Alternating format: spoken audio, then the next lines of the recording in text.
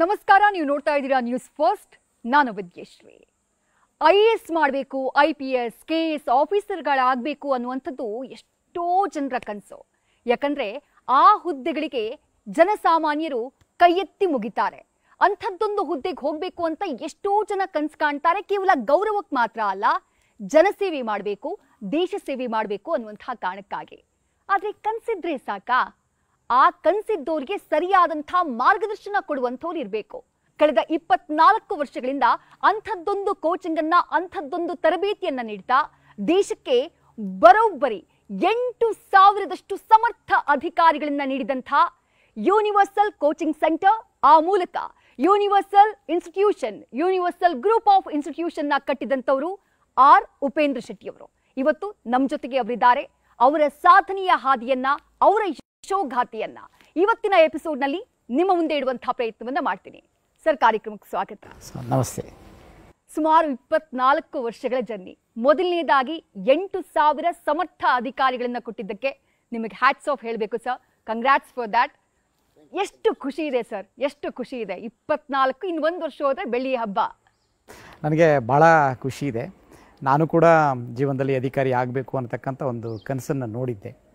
ನನಗೆ ಅಧಿಕಾರಿ ಆಗಲಿಕ್ಕೆ ಆಗದೇ ಇದ್ದರೂ ಕೂಡ ನಾನು ಭಾಳಷ್ಟು ನನ್ನ ಈ ಯೂನಿವರ್ಸಲ್ ಕೋಚಿಂಗ್ ಸೆಂಟರ್ನ ಮೂಲಕ ಸುಮಾರು 8,000ಕ್ಕೂ ಅಧಿಕ ಅಧಿಕಾರಿಗಳನ್ನು ದೇಶಾದ್ಯಂತ ಸುಮಾರು 24 ವರ್ಷಗಳಲ್ಲಿ ಕಳಿಸಿರೋದಕ್ಕೆ ನನಗೆ ಅತ್ಯಂತ ಖುಷಿ ಇದೆ, ಹೆಮ್ಮೆ ಇದೆ ಮತ್ತು ಸಂತೋಷ ಕೂಡ ಇದೆ. ನನಗೆ ಉಡುಪಿಯ ಜಪ್ತಿ ಅನ್ನುವಂಥ ಒಂದು ಹಳ್ಳಿ, ಆ ಭಾಗದಲ್ಲಿ ನೀವು ಉತ್ತರ ಕರ್ನಾಟಕ ಭಾಗದಲ್ಲಿ ಬೇಕಾದರೆ ಹೇಳಬಹುದೇನೋ ಈ ಥರ competitive exams, civil service exams ಬಗ್ಗೆ ಜನರಿಗೆ ನಾಲೆಜ್ ಇದೆ ಅಂತ ಹೇಳಿ.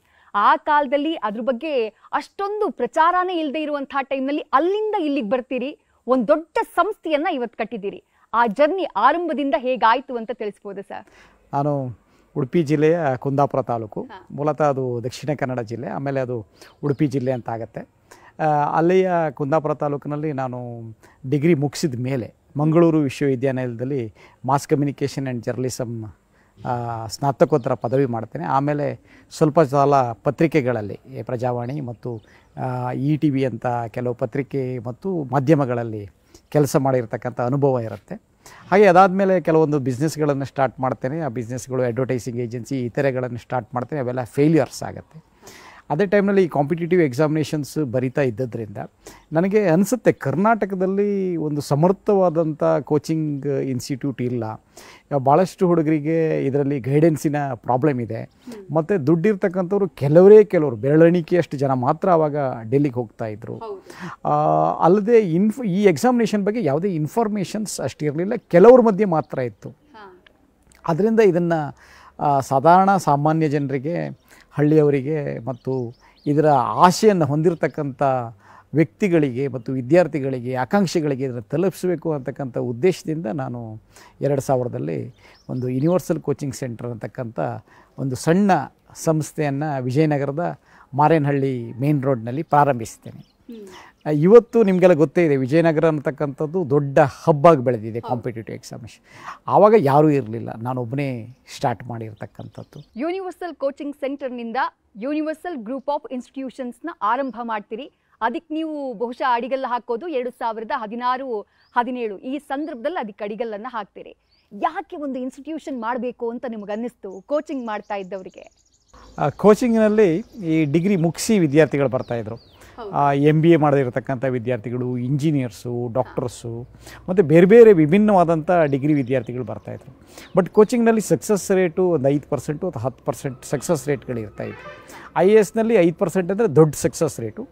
IAS ಮತ್ತು ಇತರೆ ಎಕ್ಸಾಮಿನೇಷನ್ಗಳು, KS ಇರ್ಬೋದು ಅಥವಾ ಸಬ್ ಇನ್ಸ್ಪೆಕ್ಟರ್ ಪೊಲೀಸ್ ಎಕ್ಸಾಮಿನೇಷನ್ಸ್ಗಳಿರ್ಬೋದು, SDC FDC ಎಕ್ಸಾಮಿನೇಷನ್ಸ್ ಇರ್ಬೋದು, SSC ಎಕ್ಸಾಮಿನೇಷನ್, ಬ್ಯಾಂಕಿಂಗ್, ಇದ್ರ ಮೂಲಕ ಸ್ವಲ್ಪ ವಿದ್ಯಾರ್ಥಿಗಳು ಸಕ್ಸಸ್ ಆಗ್ತಾಯಿದ್ರು.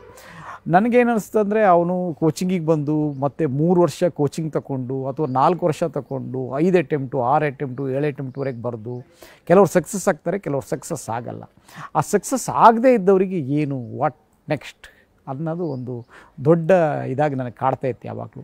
ಆ ಮಕ್ಕಳನ್ನು ಚಿಕ್ಕ ವಯಸ್ಸಿನಲ್ಲೇ ಗುರುತಿಸಿ, SLC ಅಥವಾ PUC ಹಂತದಲ್ಲೇ ಗುರುತಿಸಿ ಅವರಿಗಾಗಿ ಒಂದು ಕಾಲೇಜ್ ತೆರೆದು ಡಿಗ್ರಿ ಜೊತೆಗೆ ಇದನ್ನು ಟ್ರೈನಪ್ ಮಾಡಿದ್ರೆ ಬಹುಶಃ ರಿಸಲ್ಟು ಚೆನ್ನಾಗಿ ಬರ್ಬೋದು, ಜಾಸ್ತಿ ಬರ್ಬೋದು.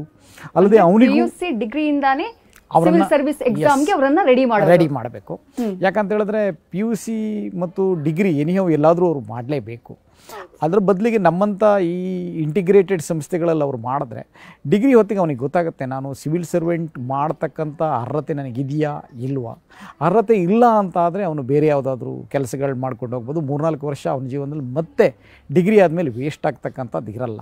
ನೀವು ಇಂಟಿಗ್ರೇಟೆಡ್ ಕೋರ್ಸ್ ಆರಂಭ ಮಾಡುವಂಥ ಟೈಮ್ನಲ್ಲಿ ಕರ್ನಾಟಕದಲ್ಲಿ ಎಲ್ಲೂ ಕೂಡ ಇರಲಿಲ್ಲ, ಎಲ್ಲೋ ದೆಹಲಿನಲ್ಲಿ ಎಲ್ಲೋ ಇತ್ತು. ಇಲ್ಲ, ಕರ್ನಾಟಕದಲ್ಲಿ ಎಲ್ಲೂ ಇರಲಿಲ್ಲ. ಇದೊಂದು ಹೊಸ ಕಾನ್ಸೆಪ್ಟ್ ಆಗಿತ್ತು, ಕ್ರಾಂತಿ. ಕರ್ನಾಟಕದಲ್ಲಿ ಇದೊಂದು ರೀತಿ ನಾನು ಯೋಚನೆ ಇದು 2008-09 ಮಾಡಿದೆ ನಾನು ಈ ಯೋಚನೆಯನ್ನು. ಬಟ್ ನನಗೆ ಕಾರ್ಯಗತಗೊಳಿಸೋದಕ್ಕೆ ನಾನು ಎಣಿಸ್ಕೊಂಡೆ ಸುಮ್ಮನೆ ಚೆನ್ನಾಗೂ ಅದು ಕ್ಯಾಂಪಸ್ ಮಾಡಬೇಕು ಅನ್ನೋದ್ರಿಂದ.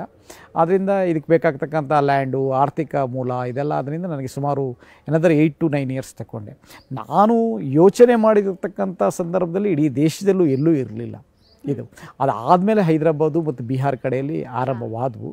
ಆಮೇಲೆ ಕರ್ನಾಟಕದಲ್ಲಿ ನಾನು ಪ್ರಪ್ರಥಮ ಬಾರಿಗೆ ಇದನ್ನು ಪ್ರಾರಂಭಿಸಿದೆ. ಈ ವೃತ್ತಿಪರ ಕೋರ್ಸ್ಗಳನ್ನುವಂಥದ್ದು ಬೇರೆ ಥರ ಇರುತ್ತೆ ಸರ್. ಕೋರ್ಸ್ ಆಗ್ತಿದ್ದಾಗೆ ಕೆಲಸ ಸಿಕ್ಕಿಬಿಡುತ್ತೆ ಅನ್ನುವಂಥ ಒಂದು ನಂಬಿಕೆ ಇರುತ್ತೆ. ಬಟ್ ಸಿವಿಲ್ ಸರ್ವಿಸ್ ಎಕ್ಸಾಮ್ ಬರೆಯುವಂಥದ್ದು ಆ ಬಂದಂಥ ಮಕ್ಕಳಿಗೆ ಅದು ದೊಡ್ಡ ಕನಸಾಗಿರುತ್ತೆ. ಆ ಕನಸಿಗೆ ಬಲ ನೀಡೋದು, ಅವರನ್ನು ತಯಾರು ಮಾಡೋದು ಎಷ್ಟು ಚಾಲೆಂಜಿಂಗ್ ಜಾಬ್ ಅಂತ ಹೇಳಿ. ಇದು ಆ ಕನಸನ್ನು ಬೆನ್ನತ್ತಿ ಹೋಗ್ತಕ್ಕಂಥ ಕೆಲಸ. ಅಂದರೆ ಅದು ಅಷ್ಟೊಂದು ಈಸಿ ಕೆಲಸ ಅಲ್ಲ, ಅಥವಾ ಅದೇ ಅರ್ಥದಲ್ಲಿ ಅಷ್ಟೊಂದು ಕಷ್ಟದ ಕೆಲಸವೂ ಅಲ್ಲ. ಯಾರು ಸಾಧಕ ಇರ್ತಾನೆ, ಯಾರು ಸಾಧನೆ ಮಾಡಲೇಬೇಕು ಅನ್ನತಕ್ಕಂಥ ಛಲ ಇರುತ್ತೆ. ನಾವೇನು ಛಲ ಬಿಡದ ತ್ರಿವಿಕ್ರಮ ಅಂತೇನು ಕರಿತೀವಲ್ಲ, ಆ ರೀತಿಯ ಮನಸ್ಥಿತಿಯ ಹುಡುಗರು ಬೇಕು. ಇದು ನಾವು ಎಣಿಸ್ಕೊಂಡಾಗೆ ಒಂದು ಭಾಳ ಇಂಟೆಲಿಜೆಂಟ್ ಇರ್ತಕ್ಕಂಥ ವಿದ್ಯಾರ್ಥಿ ಪಾಸ್ ಆಗ್ತಾನೆ ಅಂತಕ್ಕಂಥ ಒಂದು ಹುದ್ದೆ ಅಲ್ಲ. ಸಾಧಾರಣ ಇರತಕ್ಕಂಥ ಅಭ್ಯರ್ಥಿ ಕೂಡ ಪಾಸ್ ಆಗ್ತಾನೆ. ಇಲ್ಲಿ ಭಾಳಷ್ಟು ಉದಾಹರಣೆಗಳಿದೆ. BCom ಫೇಲ್ ಆದಂಥವರು IAS ಆದಂಥವರು, ಅಥವಾ ಸೆಕೆಂಡ್ PUCನಲ್ಲಿ ಫೇಲಾಗಿ ಆಮೇಲೆ BA ಮಾಡಿ ಅಥವಾ BCom ಮಾಡಿ IAS KS ಆದಂಥ ಅಧಿಕಾರಿಗಳು ಎಲ್ಲ ಇದ್ದಾರೆ. ಅದರಿಂದ this is the game of intelligent ಅನ್ನೋದ್ರಿಗಿಂತ this is the game of hard workers ಅಂತ ಹೇಳ್ಬೋದು. ನನಗೆ ಈ ಕಾಲೇಜ್ ನಾನು ಆನ್ಲೈನಲ್ಲಿ IAS ಮಾಡಬೇಕು ಅಂತ ಇಂಟಿಗ್ರೇಟೆಡ್ ಕಾಲೇಜ್ ನೋಡ್ತಾ ಇದ್ದೆ. ಸೊ ಅವಾಗ ನನಗೆ ಆಪರ್ಚುನಿಟಿ ಸಿಕ್ತು, ಈ ಕಾಲೇಜ್ ಹೆಸರು ಸಿಕ್ತು. ಅವಾಗ ಗೊತ್ತಾಯಿತು ಇನ್ನೂ ಒಂದು ಅಡ್ವಾಂಟೇಜ್ ಇದೆ ಇಲ್ಲಿ ಅಂತ. ಲಾ ಜೊತೆಲೇ ಇವರು UPSCಗೆ ಟ್ರೈನಿಂಗ್ ಮಾಡ್ತಾ ಇದ್ದಾರೆ ಅಂತ. ಸೊ ನಾನು ಬಂದು ಇಲ್ಲಿ ಜಾಯ್ನ್ ಆದೆ. And I am very proud to tell that entire ಇಂಡಿಯಾಲಿ ನಮ್ಮ Universal School of Law is the first one to have integrated courses for professional course. Hostel facilities ತುಂಬ ಚೆನ್ನಾಗಿದೆ.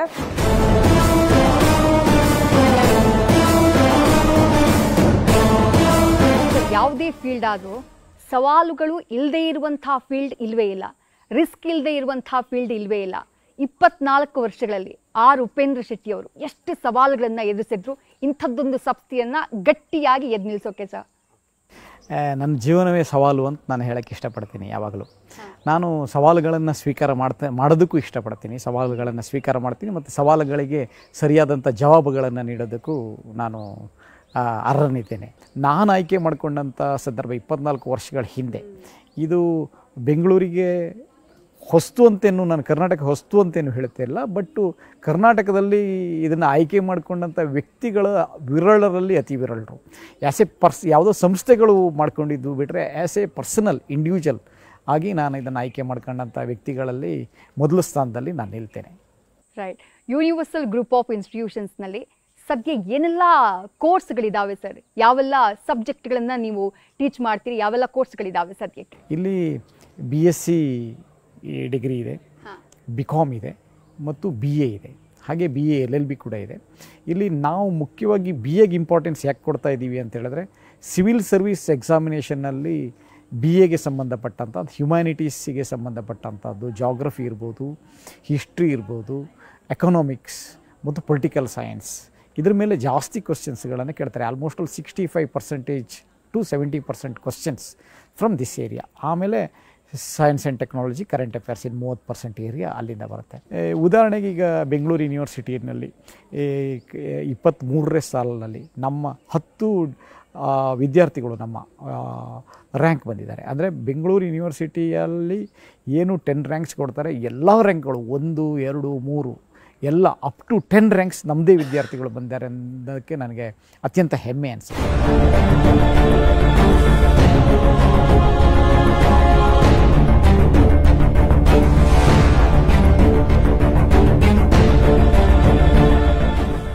ಜನಿಸಿದ್ದು ಒಂದು ಸಾಮಾನ್ಯ ಬಡ ಕುಟುಂಬದಲ್ಲಿ. ಇಂತಹ ದೊಡ್ಡ ಕಾಲೇಜ್ನಲ್ಲಿ ಕಲಿಸುವಷ್ಟುವಂತಹ ಶ್ರೀಮಂತರು ನಾವಲ್ಲ. ಆದರೆ ಯೂನಿವರ್ಸಲ್ ಗ್ರೂಪ್ ಆಫ್ ಇನ್ಸ್ಟಿಟ್ಯೂಷನ್ನಲ್ಲಿ ಒಂದು ಸ್ಕೀಮ್ ಇದೆ, ಸಂಕಲ್ಪ ಸ್ಕೀಮ್ ಅಂತೆ. ಈ ಸ್ಕೀಮನ್ನು ನಾನು ನಮ್ಮ ಕಾಲೇಜಿನ ಪ್ರಿನ್ಸಿಪಲ್ ರವರ ಮೂಲಕ ತಿಳಿದುಕೊಂಡು ಈ ಸ್ಕೀಮ್ನಲ್ಲಿ ಎಕ್ಸಾಮ್ದಲ್ಲಿ ಬರೆದೆ. ನಾನು ಇಲ್ಲಿ ಬಂದಾಗಿಂದ ₹1 ಕೂಡ ಎದಕ್ಕೂ ಕೊಟ್ಟಿಲ್ಲ. ನಾನೊಬ್ಬರು ಬಡ ವಿದ್ಯಾರ್ಥಿನಿ, ನಾನು ಚೆನ್ನಾಗಿ ಓದ್ತೀನಿ ಅಂತ ನನ್ನ ಪ್ರತಿಯೊಂದನ್ನು ಕೂಡ ನಮ್ಮ ಉಪೇಂದ್ರ ಶೆಟ್ಟಿ ಸರ್ ಕಟ್ತಾರೆ. ನಿಜ ನನಗೆ ಪ್ರೌಡ್ ಆಗುತ್ತೆ, ಅಂತಹ ಸರ್ ಒಂದು ಕಾಲೇಜ್ನಲ್ಲಿ ಇಲ್ಲಿ ನಾನು ಬಂದು ಕಲಿತಿದ್ದೀನಾ ಅಂತೆ. And I've come second to the state with a percentage of 98.67% in art stream. I have chosen this college because I always had a dream of becoming an IAS officer, and my parents always wanted me to do my degree plus IAS coaching at one place and not waste any more time. So by that means we found an integrated college, and I came to this college. The college is very, very good.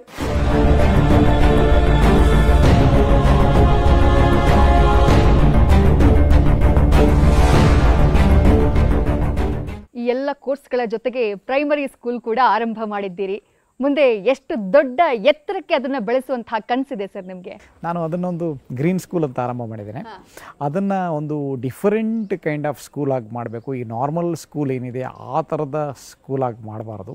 ಈಗ ಏನು NEP new education policy ಏನು ಬರ್ತಾ ಇದೆ ಅದಕ್ಕೆ ಸಂಪೂರ್ಣವಾದಂಥ NEPಯ ಅಲ್ಲಿರ್ತಕ್ಕಂಥದ್ದನ್ನೆಲ್ಲವನ್ನು ಅಳವಡಿಸ್ಕೊಂಡು ಅದ್ರ ಜೊತೆಗೆ ಮಕ್ಕಳಿಗೆ ಒಂದು ಹೊಸತನದ ಪರಿಸರ ಮತ್ತು ಸಸ್ಟೈನೇಬಲ್ ಡೆವಲಪ್ಮೆಂಟ್ ಅಂತ ಏನು ಕರಿತೇವೆ ಅದನ್ನು ಒಟ್ಟೊಟ್ಟಿಗೆ ಬೆಳೆಸಿ ಅವರನ್ನು ಒಂದು ಡಿಫ್ರೆಂಟ್ ಆಗಿರ್ತಕ್ಕಂಥ ವಿದ್ಯಾರ್ಥಿಗಳನ್ನಾಗಿ ರೂಪಿಸಬೇಕು ಮತ್ತು ಈ ದೇಶಕ್ಕೆ ಕೊಡುಗೆ ಕೊಡಬೇಕು ಅನ್ನತಕ್ಕಂಥ ಉದ್ದೇಶದಿಂದ ನಾನು ಒಂದು ಗ್ರೀನ್ ಸ್ಕೂಲನ್ನು ಇತ್ತೀಚೆಗೆ ಆರಂಭ ಮಾಡಿದ್ದೇನೆ.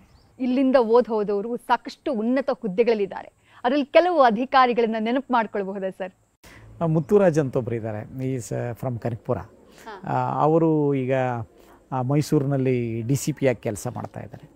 ಅವರು ಕೂಡ ನಮ್ಮದು ಯಾವುದೋ ಒಂದು ಕಾಂಪಿಟೇಟಿವ್ ಎಕ್ಸಾಮಿನೇಷನ್ಸನ್ನು ಬರೆದಿದ್ದರು. ಅವ್ರ ಪಾಪ ಆ ದಿವಸ ನಾನು ಅವ್ರಿಗೆ ಕೇಳಿದೆ, ನೀವು ಇದನ್ನು ಈ ಎಕ್ಸಾಮ್ನಲ್ಲಿ ನಾನು ನಿಮ್ಮನ್ನು ಸೇರಿಸ್ಕೊಳ್ಳಲಿಲ್ಲ ಅಂದರೆ ಏನು ಮಾಡ್ತೀರಿ ಅಂತ. ಅವ್ರು ಹೇಳ್ತಾ ಇದ್ದೆ, ಇಲ್ಲ ಸರ್ ನಾನು ವಾಪಸ್ ಊರಿಗೆ ಹೋಗ್ತಾ ಇದ್ದೆ ಅಂತ. ನನಗೆ ಅದೇ ಭಾಳ ಬದುಕನ್ನೇ ಬದಲಾಯಿಸಿದ್ರಿ ನೀವು, ಬದುಕಿನ ಹಾದಿ ಬದಲಾಯಿಸಿದ್ರಿ. ಆಗ ಪಾಪ ಇವತ್ತು ಅವರು ಕೂಡ ಅಂಥ ವಿಷಯಗಳನ್ನು ನೆನೆಸ್ಕೊಳ್ತಾರೆ. ಕರ್ನಾಟಕದಲ್ಲಿ ನೀವು ತಗೊಂಡ್ರೆ ನಮ್ಮ ಅಜಯ್ ನಾಗಭೂಷಣ್ ಇದ್ದಾರೆ, ಇವತ್ತು ಅವರು ಸೆಕ್ರೆಟರಿಯ ಹಂತದಲ್ಲಿದ್ದಾರೆ. ರಣದೀಪ್ ಅವರಿದ್ದಾರೆ, ಅವರು ಕೂಡ ಸೀನಿಯರ್ IAS ಆಫೀಸರ್ಸ್ ಇದ್ದಾರೆ. ಡಾಕ್ಟ್ರು ತ್ರಿಲೋಕ್ ಚಂದ್ರ ಇದ್ದಾರೆ, ಮಂಜುಶ್ರೀ ಮೇಡಮ್ ಇದ್ದಾರೆ, ಸ್ನೇಹಲ್ ಇದ್ದಾರೆ, ಹಾಗೆ ಭಾಳಷ್ಟು ಅಧಿಕಾರಿಗಳು ಇದ್ದಾರೆ. ರವಿ ಡಿ ಚನ್ನಣ್ಣನವರು ಕೂಡ, ನನಗೆ ರವಿ ಡಿ ಚನ್ನಣ್ಣನವರು ನನ್ನ ವಿದ್ಯಾರ್ಥಿ ನಮ್ಮಲ್ಲಿ ಇದ್ದರು ಅನ್ನೋದು ನನಗೆ ಗೊತ್ತೇ ಇರಲಿಲ್ಲ. ನಾನು ಅವ್ರು ಮೈಸೂರಿನಲ್ಲಿ SP ಇದ್ದಾಗ ಬೇರೆ ಯಾವುದೋ ಒಂದು ವಿಷಯಕ್ಕೆ ಭೇಟಿ ಮಾಡಿದ್ದೆ. ನಾನು ಭೇಟಿ ಮಾಡಿದಾಗ ಅವ್ರು ಹೇಳಿದ್ರು, ಸರ್ ನೀವು ನಮ್ಮನ್ನು ಮರ್ತಿದ್ದೀರಿ, ನಾನು ಕೂಡ ನಿಮ್ಮ ವಿದ್ಯಾರ್ಥಿಯಾಗಿದ್ದೆ. ಬೆಂಗಳೂರು ಯೂನಿವರ್ಸಿಟಿಯಿಂದ ನಡ್ಕೊಂಡು ಬಂದು ತಮ್ಮಲ್ಲಿ ಪಾಠ ಕೇಳ್ಕೊಂಡು ಹೋಗ್ತಾ ಇದ್ದೆ. ಆಮೇಲೆ ನಿಮ್ಮಲ್ಲೇ ನನಗೆ ಪರಿಚಯ ಆಯಿತು, ಸೋಷಿನ್ ಮೇಡಮ್ ಅಂತ.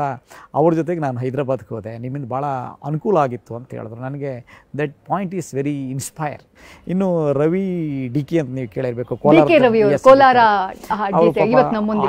ಇಲ್ಲ, ಅವರು ಕೂಡ ನನ್ನಲ್ಲಿ ಸ್ಟೂಡೆಂಟ್ ಆಗಿದ್ದರು, ಆಮೇಲೆ ನನ್ನಲ್ಲಿ ಫ್ಯಾಕಲ್ಟಿ ಆಗಿದ್ದರು. 2009 ಬ್ಯಾಚ್ನಲ್ಲಿ ಅವರು ಅಧಿಕಾರಿಯಾಗಿ ಆಯ್ಕೆ ಆಗ್ತಾರೆ. ಅಂಥ ಒಳ್ಳೊಳ್ಳೆ ವ್ಯಕ್ತಿಗಳನ್ನು ನಾವು ಸರ್ಕಾರಕ್ಕೆ ಕಳಿಸಿರೋದ್ರ ಬಗ್ಗೆ ನಮ್ಗೆ ಹೆಮ್ಮೆ ಇದೆ. ನಿಜ, ಅಧಿಕಾರಿಗಳು ಕ್ರಿಯೇಟ್ ಆಗಬೇಕು, ಬಂದಂಥ ವಿದ್ಯಾರ್ಥಿಗಳು ಎಕ್ಸಾಮ್ ಪಾಸ್ ಆಗಬೇಕು ಅಂತಂದರೆ ಇಲ್ಲಿ ಮಾರ್ಗದರ್ಶನ ನೀಡುವಂಥ ಫ್ಯಾಕಲ್ಟಿ ಅಷ್ಟೇ ಸ್ಟ್ರಾಂಗ್ ಆಗಿರಬೇಕಾಗತ್ತೆ. ಎಲ್ಲೆಲ್ಲಿಂದ ಬರ್ತಾರೆ ಸರ್ ನಿಮ್ಮ ಇನ್ಸ್ಟಿಟ್ಯೂಷನ್ಗೆ ಟೀಚ್ ಮಾಡೋಕ್ಕೆ ಅಂತ ಹೇಳಿ? ನಾವು ಕ್ವಾಲಿಟಿಯನ್ನು ಯಾವಾಗಲೂ ಕಾಂಪ್ರಮೈಸ್ ಮಾಡಿಕೊಂಡೇ ಇರಲಿಲ್ಲ. ಅದು 2000ನಿಂದ ಆರಂಭಿಸಿ ಇವತ್ತಿನವರೆಗೂ. ನಾನು ಬಹುಶಃ ಭಾಳಷ್ಟು ಫ್ಯಾಕಲ್ಟಿಗಳು ನನಗೆ ಹೈದರಾಬಾದ್ನಿಂದ ಬರ್ತಾಯಿದ್ರು, ಇನ್ನು ಕೆಲವರು ಡೆಲ್ಲಿಯಿಂದ ಬರ್ತಾಯಿದ್ರು, ಇನ್ನು ಕೆಲವರು ಲಕ್ನೋದಿಂದ ಬರ್ತಾಯಿದ್ರು, ಮತ್ತು ಕೆಲವರು ಬ್ಯಾಂಗ್ಳೂರು ಬೇಸ್ಡ್ ಫ್ಯಾಕಲ್ಟಿಗಳು ಕೂಡ ಇದ್ದಾರೆ. ಹಾಗಾಗಿ ಅದೇ ಫ್ಯಾಕಲ್ಟಿಗಳು ಇರೋದ್ರಿಂದ ನಮ್ಮಲ್ಲಿ ಜೊತೆಗೆ ಮತ್ತು ಅತ್ಯಂತ ನುರಿತ ಫ್ಯಾಕಲ್ಟಿಗಳು ಆಗಿರೋದ್ರಿಂದ ಅವರು ಬೇರೆ ಬೇರೆ ದೇಶದ ವಿವಿಧ ಅತ್ಯುನ್ನತ ದೊಡ್ಡ ದೊಡ್ಡ ಸಿವಿಲ್ ಸರ್ವಿಸ್ ಇನ್ಸ್ಟಿಟ್ಯೂಟ್ಗಳಲ್ಲೂ ಕೂಡ ಅವರು ಪಾಠ ಮಾಡೋದ್ರಿಂದ ನಮ್ಮ ವಿದ್ಯಾರ್ಥಿಗಳಿಗೆ ಅವರಿಂದ ಅನುಕೂಲ ಆಗುತ್ತೆ. ಈ ಒಂದು ಶಿಕ್ಷಣ ಸಂಸ್ಥೆಯ ವಿಶೇಷತೆ ಅಂತಂದರೆ ಇಲ್ಲಿನ ಶಿಕ್ಷಕ ವೃಂದ ಮತ್ತು ಲೈಬ್ರರಿ, ಯೂನಿವರ್ಸಲ್ ನಾಲೆಜ್ ಸೆಂಟರ್, ಸ್ಪರ್ಧಾತ್ಮಕ ಪರೀಕ್ಷೆಗಳಿಗೆ ತಯಾರಿಗಳಿಗೆ ಬೇಕಾದಂಥ ಎಲ್ಲ ರೀತಿಯ ಪುಸ್ತಕಗಳು, ಸಲಕರಣೆಗಳು, ಶಿಕ್ಷಕ ವೃಂದದವರು, ಅದಕ್ಕೆ ಇನ್ನೂ ವಿಶೇಷವಾಗಿ ಅನುಕೂಲವಾದಂಥ ವಾತಾವರಣ ವಿದ್ಯಾರ್ಥಿಗಳ ಮನಸ್ಥಿತಿಗೆ ಅನುಗುಣವಾಗಿ ಈ ಸಂಕೀರ್ಣದಲ್ಲಿದೆ. ಕನಸನ್ನು ಹೊತ್ತು ದೂರದಿಂದ ಬಂದಂಥ ವಿದ್ಯಾರ್ಥಿಗಳಿಗೆ ಆ ಒಂದು ಸ್ಪರ್ಧಾತ್ಮಕ ಪರೀಕ್ಷೆಯ ಕನಸನ್ನು ಸಾಕಾರಗೊಳಿಸಲಿಕ್ಕೆ ಹೇಳಿ ಮಾಡಿಸಿದಂಥ ಒಂದು ವಾತಾವರಣ ಈ ಸಂಕೀರ್ಣದಲ್ಲಿದೆ. Doesn't train students just to clear the competitive exams. Along with that, they also train them to become better humans and stay motivated throughout the time. The campus also owns its own library, open stage, auditorium and hostel with all the essential amenities. The campus is having 24 hours Wi-Fi facility and backup electricity and water facility.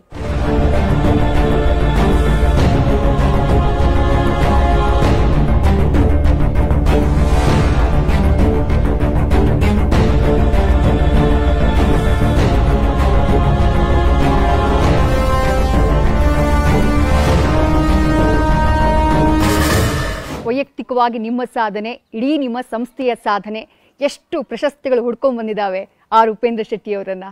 ನನಗೆ ಭಾಳಷ್ಟು ಪ್ರಶಸ್ತಿಗಳು ಬಂದಿದೆ. ಒಂದು NDTV ಪ್ರಶಸ್ತಿ ಕೂಡ ಬಂದಿತ್ತು 2011ರಲ್ಲೇ, bait civil service institute ಅಂತ ಬಂದಿತ್ತು. ಮತ್ತು ಕರಾವಳಿಯ ಒಂದು ಪ್ರಶಸ್ತಿ ಕೂಡ ಬಂದಿತ್ತು. ಅಲ್ಲದೆ ಬೆಂಗಳೂರು ಬಣ್ಸಂಗದವರು ಕೂಡ ಪ್ರಶಸ್ತಿಗಳನ್ನು ಕೊಟ್ಟಿದ್ದರು. ನಾನು ಅಲ್ಲಿ 4 ವರ್ಷಗಳ ಕಾಲ ಪ್ರೆಸಿಡೆಂಟಾಗಿ ಕೂಡ ಕೆಲಸ ಮಾಡಿರ್ತಕ್ಕಂಥ ಅನುಭವ ಕೂಡ ನನಗೆ ಇದೆ. ಭಾಳಷ್ಟು ಸಂಘ ಸಂಸ್ಥೆಗಳಿಂದ ನನಗೆ ಪ್ರಶಸ್ತಿಗಳು, ಸನ್ಮಾನಗಳನ್ನು ಮಾಡಿದ್ದಾರೆ. ಅದ್ರ ಬಗ್ಗೆ ನನಗೆ ಖುಷಿ ಇದೆ. ಬಹುಶಃ ನನಗೆ ಯಾವುದೇ ಒಂದು ಸನ್ಮಾನವನ್ನು ಸ್ವೀಕಾರ ಮಾಡುವಾಗ ನನಗೆ ಜವಾಬ್ದಾರಿಗಳು ಇನ್ನೂ ಜಾಸ್ತಿ ಆಗ್ತಾಯಿದೆ, ಇನ್ನೂ ಜವಾಬ್ದಾರಿ ಜಾಸ್ತಿ ಇದೆ ಅನಿಸುತ್ತೆ.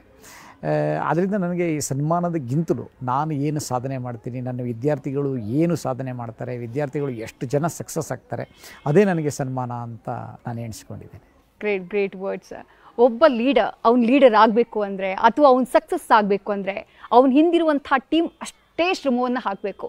ನಿಮ್ಮ ಟೀಮ್ ಬಗ್ಗೆ ಏನು ಹೇಳೋಕ್ಕೆ ಇಷ್ಟಪಡ್ತೀರಿ ಸರ್? ನನಗೆ ಇನ್ಸ್ಟಿಟ್ಯೂಟ್ನಲ್ಲಿ ನನ್ನ ಧರ್ಮಪತ್ನಿ ಪ್ರಗತಿ RCT ಇವಳು ಕೂಡ ನನ್ನ ಜೊತೆಗೆ ಸಂಪೂರ್ಣ ಸಹಕಾರವನ್ನು ನೀಡ್ತಾ ಇದ್ದಾರೆ. ಫ್ಯಾಮಿಲಿ ಸಪೋರ್ಟ್ ತುಂಬ ಸ್ಟ್ರಾಂಗ್ ಆಗಿದೆ. ಸಪೋರ್ಟ್ ಇದೆ ನನಗೆ. ನನ್ನ ಮಿಸ್ಸಸ್ ಪ್ರಗತಿ ನನ್ನ ಜೊತೆಗಿದ್ದಾರೆ. ಹಾಗೆ ನನ್ನ ಟೀಮ್, ಇವತ್ತು ನಾನು ಹೆಸರು ಹೇಳಿದ್ರೆ ಕೆಲವು ಮಿಸ್ ಆಗಿಬಿಡುತ್ತೆ, ಅದರಿಂದ ಇವತ್ತು ಹೆಸರು ಹೇಳೋದಕ್ಕೆ ಹೋಗೋದಿಲ್ಲ. ನಾನು UCC ಎಲ್ಲ ಟೀಮ್, ಮಾರ್ಕೆಟಿಂಗ್ ಟೀಮಿಂದ ಸ್ಟಾರ್ಟ್ ಮಾಡಿದ್ರೆ ನನ್ನ ಕಾಲೇಜಲ್ಲಿರ್ತಕ್ಕಂಥ ಟೀಮ್ ಮತ್ತು ನನ್ನ ಲೆಕ್ಚರರ್ಸ್ ಟೀಮ್, ಫ್ಯಾಕಲ್ಟಿ ಮತ್ತು ನಾನ್ ಟೀಚಿಂಗ್ ಸ್ಟಾಫ್ಸ್ ಎಲ್ಲರದ್ದು ತುಂಬ ಚೆನ್ನಾಗಿ ಸಪೋರ್ಟ್ ಇದೆ. ಅದರಿಂದ ನಮ್ಮ ಸಕ್ಸಸ್ ಆಗೋದಕ್ಕೆ ಇದು ಕೂಡ ಕಾರಣ ಅಂತ ಹೇಳಲಿಕ್ಕೆ ನಾನು ಇಷ್ಟಪಡ್ತೇನೆ. ಅಷ್ಟೇ ಅಲ್ಲದೆ ನಾನು ಯಾವಾಗಲೂ ಹೇಳ್ತೀನಿ, I am the worth of more than 5,000 crores ಅಂತ. ಯಾಕಂತ ಹೇಳಿದ್ರೆ ನನಗೆ ಸುಮಾರು 8,000 ಜನ ನಮ್ಮವರು ಸರ್ಕಾರದಲ್ಲಿದ್ದಾರೆ. ಅವ್ರನ್ನೇ ನಾನು ಹೇಳ್ತೀನಿ, ನಮ್ಮ 8,000 ಜನ ಸರ್ಕಾರದಲ್ಲಿದ್ದಾರಪ್ಪ, ನಾನು ಒಬ್ಬ 5,000 ಕೋಟಿಯ ಮಾಲೀಕ ಅಂತ ನಾನು ಯಾವಾಗಲೂ ಹೇಳ್ಕೊಳ್ತೇನೆ. ಅದರಿಂದ there success is my success ಅಂತ ಎಣಿಸ್ಕೊಂಡಿರೋದ್ರಿಂದ ದಿಸ್ ಈಸ್ ಮೈ ವರ್ಡ್. ನಿಮ್ಮ ಇನ್ಸ್ಟಿಟ್ಯೂಷನ್ಗೆ ಬರಬೇಕು ಅಂತ ಬಯಸುವಂಥ ವಿದ್ಯಾರ್ಥಿಗಳಿಗೆ ಏನು ಹೇಳಕ್ಕೆ ಇಷ್ಟಪಡ್ತೀರಿ ನೀವು? ನಿಮಗೆ ಅರ್ಧ ಮನಸ್ಸು, ಆಗುತ್ತೋ ಇಲ್ಲೋ, ಮಾಡ್ಬೋದೋ ಬೇಡವೋ, ಬಂದ ಮೇಲೆ ಇನ್ನೂ ನಾನು ಇಲ್ಲ ಆಗಲ್ಲ ಅಂತ ಆ ಥರ 6 ತಿಂಗಳು ಟ್ರೈ ಮಾಡೋಣ, ನಾನು ನೋಡ್ತೀನಿ, ನಾನು ಬರಿತಾ ಇದ್ದಾರೆ, ನಾನು ಬರಿತಾ ಇದ್ದೀನಿ, ನೋಡೋಣ ಅಂತ ಬಂದಿದ್ದೀನಿ, ಮಾಡೋಣ ಅಂತ ಬಂದಿದ್ದೀನಿ, ಈ ಥರ ಇದ್ದರೆ, ಈ ಥರ ಮನಸ್ಥಿತಿಯಲ್ಲಿದ್ದರೆ ದಯವಿಟ್ಟು ಬರಬೇಡಿ. ಮಾಡ್ತೀನಿ ಅನ್ನೋದಿದ್ರೆ ಅದು ಮಾಡ್ತೀನಿ ಅನ್ನೋರಿಗೆ, ಸಾಧಕರಿಗೆ ಸಾಧನೆ ಸಾಧ್ಯವೇ ಹೊರತು ಸಾಧಕರಲ್ಲದೆ ಇದ್ದವನಿಗೆ ಅದನ್ನು ಆರಾಧಿಸದೇ ಇದ್ದರೆ, ಅದನ್ನು ಪೂಜಿಸದೇ ಇದ್ದರೆ, ಅದನ್ನು ಪ್ರೀತಿಸದೇ ಇದ್ದರೆ, ಅದನ್ನು ಪ್ರೇಮಿಸದೇ ಇದ್ದರೆ ಖಂಡಿತ ನಿಮಗೆ ಮಾಡಲಿಕ್ಕೆ ಆಗಲ್ಲ. ಸೊ ಈ IAS ಇಂಟಿಗ್ರೇಟೆಡ್ ಏನಿದೆ, ಇದೊಂದು ಬರೀ ಪರಿಕಲ್ಪನೆ ಅಲ್ಲ, ನಮ್ಮ ಚೇರ್ಮನ್ ಉಪೇಂದ್ರ ಶೆಟ್ಟಿ ಸರ್ ಅವರ ಒಂದು ದೂರದೃಷ್ಟಿ. ಸೊ ಭಾರತದಲ್ಲಿ ಸುಮಾರು 20 ಕೋಟಿ ಏನು ವಿದ್ಯಾರ್ಥಿ ಇದ್ದಾರೆ. ಸೊ ಡಿಗ್ರಿ ಆದಮೇಲೆ ಏನು ಮಾಡಬೇಕು ಅಂತ ಅವರಿಗೆ ಒಂದು ಕ್ಲಾರಿಟಿ ಇರೋದಿಲ್ಲ. ಸೊ ಅಂಥದ್ರಲ್ಲಿ ಚೇರ್ಮನ್ ಉಪೇಂದ್ರ ಶೆಟ್ಟಿ ಸರ್ ಅವರ IAS ಇಂಟಿಗ್ರೇಟೆಡ್ ಡಿಗ್ರಿ ಪ್ರೋಗ್ರಾಮ್ ಏನಿದೆ ಅವರಿಗೆ ದಾರಿದೀಪವಾಗಿದೆ ಅಂತಾರೆ. These examinations require a different strategy, a different set of a ball game. As a result of these, we prepare students in a very comprehensive and a holistic manner, where students are in a better position to take up these examinations with greater confidence.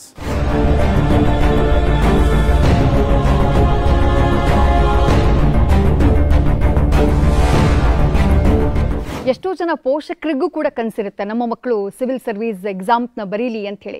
ಅಂಥ ಪೋಷಕರಿಗೆ ಏನು ಸಲಹೆಯನ್ನು ಕೊಡೋಕ್ಕೆ ಇಷ್ಟಪಡ್ತೀರಿ sir? ಅದಕ್ಕೆ ನಾನು ಪೋಷಕರಿಗೆ ಏನು ಹೇಳೋಕ್ಕೆ ಇಷ್ಟಪಡ್ತೀನಿ ಅಂತ ಹೇಳಿದ್ರೆ, ನಿಮಗೆ ಕನಸಿರಬೇಕು ನಿಜ, ಖಂಡಿತ ಪ್ರತಿಯೊಬ್ಬ ತಂದೆ ತಾಯಿಗೂ ನನ್ನ ಮಗ ಅಥವಾ ನನ್ನ ಮಗಳು IAS ಆಗಬೇಕು ಅಂತಕ್ಕಂಥ ಕನಸು ಇದ್ದೇ ಇರುತ್ತೆ. ಒಂದು ಕಡೆಯಲ್ಲಿ ಎಲ್ಲೋ ಒಂದು ಮೂಲೆಯಲ್ಲಿ ಇದ್ದೇ ಇರುತ್ತೆ. ಆತ ಹೇಳ್ಕೊಳ್ಬೋದು, ಅದು ಹೇಳ್ಕೊಳ್ದೇ ಇರ್ಬೋದು. ಆದರೆ ನಿಮ್ಮ ಮಕ್ಕಳನ್ನ ಆ ದೃಷ್ಟಿಯಿಂದನೇ ನೀವು ಬೆಳೆಸೋದಕ್ಕೆ ಆರಂಭಿಸಬೇಕು.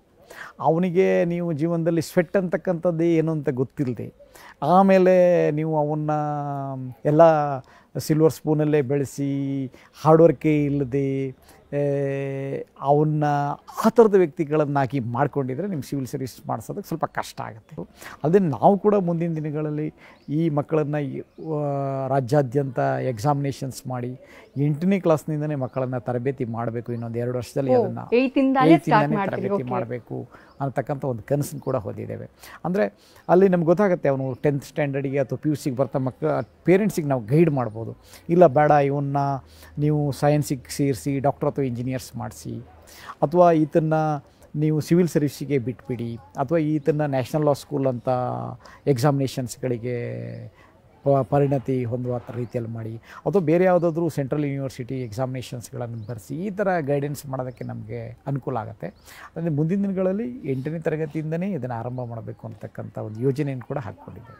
ವಿದ್ಯಾರ್ಥಿಗಳಿಗೆ ನಿಮಗೆ ನಿಮ್ಮ ಮಕ್ಕಳ ಜ್ಞಾನ ಮಟ್ಟವನ್ನು ಚೆಕ್ ಮಾಡಬೇಕು ಅಂತೇನಾದರೂ ಇದ್ದರೆ ನಾವು IAS ಒಲಿಂಪಿಯಾಡ್ ಅಂತಕ್ಕಂಥ ಒಂದು ಎಕ್ಸಾಮಿನೇಷನ್ಸನ್ನು ಮಾಡ್ತೇವೆ.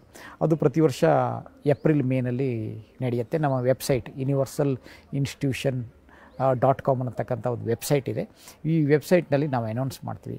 ನಮ್ಮ ವೆಬ್ಸೈಟು ಫ್ರೀ ವೆಬ್ಸೈಟ್ ಇದೆ. ಇಲ್ಲಿ ಯಾರು ಬೇಕಾದರೂ ಈ ವೆಬ್ಸೈಟಿಗೆ ಬಂದು ಕಂಟೆಂಟ್ಗಳನ್ನು ಓದ್ಬೋದು. ಪ್ರತಿ ದಿವಸ ನಾವು 8ರಿಂದ 10 ಕಂಟೆಂಟ್ಗಳನ್ನು ಕರೆಂಟ್ ಅಫೇರ್ಸ್ ಮತ್ತು ಎಡಿಟೋರಿಯಲ್ ಎನಾಲಿಸಿಸ್ ಅಂತ ಏನು ಕರಿತೇವೆ, ಸಿವಿಲ್ ಸರ್ವಿಸಿಗೆ ಹೆಲ್ಪ್ ಆಗೋ ಥರ ಬರೀತಾ ಇರ್ತೇವೆ. ಯಾರು ಬೇಕಾದರೂ ಫ್ರೀಯಾಗಿ ಓದ್ಕೋಬೋದು. ಅಲ್ಲದೆ ನಮ್ಮ ಆನ್ಲೈನ್ ಟೆಸ್ಟ್ ಕೂಡ ಇದೆ. ಕೆಲವೊಂದೊಂದು ಆನ್ಲೈನ್ ಟೆಸ್ಟು ಉಚಿತವಾಗಿರುತ್ತೆ, ಕೆಲವೊಂದೊಂದು ಆನ್ಲೈನ್ ಟೆಸ್ಟ್ಗಳನ್ನು ನೀವು ಪೇಮೆಂಟ್ ಮಾಡಿ ಬರೀಬೇಕಾಗತ್ತೆ. ಈ ರೀತಿಯ ಆನ್ಲೈನ್ ಟೆಸ್ಟ್ಗಳನ್ನು ನೀವು ಸೇರ್ಕೋಬೋದು. ಮತ್ತು ಇನ್ನೂ ಒಂದು ಸಂದೇಶವನ್ನು ನಾನು ಕೊಡೋದಕ್ಕೆ ಇಷ್ಟಪಡ್ತೇನೆ. ನೀವು ನಿಜವಾಗ್ಲೂ ಬ್ರಿಲಿಯಂಟ್ ಆಗಿದ್ದರೆ ನಮ್ಮ ರಾಜ್ಯದಲ್ಲಿ, ನನ್ನ ಹತ್ರ ದುಡ್ಡಿಲ್ಲ, ಅಯ್ಯೋ ನನಗೆ ದುಡ್ಡಿಲ್ಲದೆ IAS ಮಾಡೋದಕ್ಕೆ ಆಗ್ತಾಯಿಲ್ಲ ಅಂತಿದ್ರೆ ದಯವಿಟ್ಟು ನನ್ನ ಭೇಟಿ ಮಾಡಿ. ಖಂಡಿತ ದುಡ್ಡನ್ನು ಇಲ್ಲದೆ ನಿಮ್ಮನ್ನು ನಾನು ಸಂಪೂರ್ಣ ಜವಾಬ್ದಾರಿ ಹೊತ್ತು ನಿಮ್ಮನ್ನು ಸಿವಿಲ್ ಸರ್ವಿಸ್ ತೇರ್ಗಡೆ ಆಗ್ತಕ್ಕಂಥ ಜವಾಬ್ದಾರಿಯನ್ನು ನಾನು ತಗೊಳ್ತೇನೆ. ಮತ್ತು ಅಲ್ಲದೆ ನಮ್ಮ ಈಗ 25ನೇ ವರ್ಷಕ್ಕೆ ನೆಕ್ಸ್ಟ್ ಇಯರ್ಗೆ ನಾನು ಹೋಗ್ತಾ ಇರೋದ್ರಿಂದ ಈ ವರ್ಷ 25 ವಿದ್ಯಾರ್ಥಿಗಳಿಗೆ, ಸಿವಿಲ್ ಸರ್ವಿಸ್ ವಿದ್ಯಾರ್ಥಿಗಳಿಗೆ ಉಚಿತವಾಗಿ IASಗೆ ಟ್ರೈನಿಂಗ್ ಕೊಡಬೇಕು ಅನ್ನತಕ್ಕಂಥ ಉದ್ದೇಶವನ್ನು ಕೂಡ ಹೊಂದಿದ್ದೇವೆ. ಅದಕ್ಕೆ ಕೂಡ ಈಗ ಏಪ್ರಿಲ್ನಲ್ಲಿ ಎಕ್ಸಾಮ್ ನಡೆಸಲಿಕ್ಕಿದ್ದೇವೆ. ಆ ಎಕ್ಸಾಮ್ ನಡೆಸಿ ಒಂದು 25 ಮಕ್ಕಳನ್ನು ಸಿಲ್ವರ್ ಜೂಬ್ಲಿಯ ಹೊತ್ತಿಗೆ 25 ಮಕ್ಕಳನ್ನು ತಯಾರಿ ಮಾಡಬೇಕು ಅನ್ನತಕ್ಕಂಥ ಉದ್ದೇಶವನ್ನು ಕೂಡ ಹೊಂದಿದ್ದೇನೆ. ನಿಜ, ಶಿಕ್ಷಣನ ಬಿಸ್ನೆಸ್ ಆಗಿ ನೋಡುವಂಥ ಈ ಕಾಲದಲ್ಲಿ ಇಲ್ಲ, ನನ್ನಿಂದಾಗಿ ಯಾರಿಗೆ ಅಸಾಧ್ಯ ಅಂದ್ಕೊಂಡಿದ್ದಾರೋ ಕನಸನ್ನು ಈಡೇರಿಸ್ಕೊಳ್ಳೋದು, ಅದನ್ನು ಸಾಧ್ಯ ಮಾಡಬೇಕು ಅಂತ ಹೊರಟಿದ್ದೀರಿ. Great sir. ರೈಟ್ ಸರ್, ನಾನಾಗಲೇ ಹೇಳಿದೆ, ಕನಸು ಕಾಣೋದು ದೊಡ್ಡದಲ್ಲ. ಆ ಕನಸು ಕಂಡಂಥ ವಿದ್ಯಾರ್ಥಿಗಳಿಗೆ ನೀವು ಇಂಥ ಮಾರ್ಗದಲ್ಲಿ ಹೋದರೆ ನೀವು ಸಕ್ಸಸ್ ಆಗ್ತೀರಿ ಅಂಥೇಳಿ ಕೈ ಹಿಡಿದು ನಡೆಸ್ಕೊಂಡು ಹೋಗುವಂಥವ್ರು ಬೇಕು. ಆ ಕೆಲಸವನ್ನು ನಿಮ್ಮ ಸಂಸ್ಥೆ ಮಾಡ್ತಾ ಇದೆ. ಈ ದೇಶಕ್ಕೆ ಉತ್ತಮವಾದಂಥ ಅಧಿಕಾರಿಗಳನ್ನ ಕೊಡುಗೆಯಾಗಿ ಕೊಡ್ತಾ ಇದೆ. ವೈಯಕ್ತಿಕವಾಗಿ ನೀವು ಎಲ್ಲ ಸವಾಲುಗಳನ್ನ ಮೆಟ್ಟಿ ನಿಂತು ಇವತ್ತು ಸಾಧಕನ ಸೀಟ್ನಲ್ಲಿ ಕೂತಿದ್ದೀರಿ. ಥ್ಯಾಂಕ್ ಯು ಸರ್, ನಮ್ಮ ಕಾರ್ಯಕ್ರಮದಲ್ಲಿ ಭಾಗಿಯಾಗಿದ್ದಕ್ಕೆ. ನಿಮ್ಮ ಸಂಸ್ಥೆಯ ಈ ಯಶಸ್ಸು ಹೀಗೆ ಮುಂದುವರಲಿ, ಮತ್ತಷ್ಟು ಅಧಿಕಾರಿಗಳು ನಮ್ಮ ದೇಶಕ್ಕೆ ನಿಮ್ಮ ಸಂಸ್ಥೆಯಿಂದ ಸಿಗಲಿ ಅಂತ ಹೇಳಿ ನಾನು ಕೂಡ ಆಶಿಸ್ತೀನಿ. Thank you sir. Thank you so much. ಇದಾಗಿತ್ತು ಇವತ್ತಿನ ವಿಶೇಷ. ಕ್ಷಣ ಕ್ಷಣದ ಮಾಹಿತಿಗಾಗಿ ನೋಡ್ತಾ ಇರಿ ನ್ಯೂಸ್ ಫಸ್ಟ್, ನಿರ್ಭೀತಿಯಿಂದ ನಿಮ್ಮ ಪರವಾಗಿ.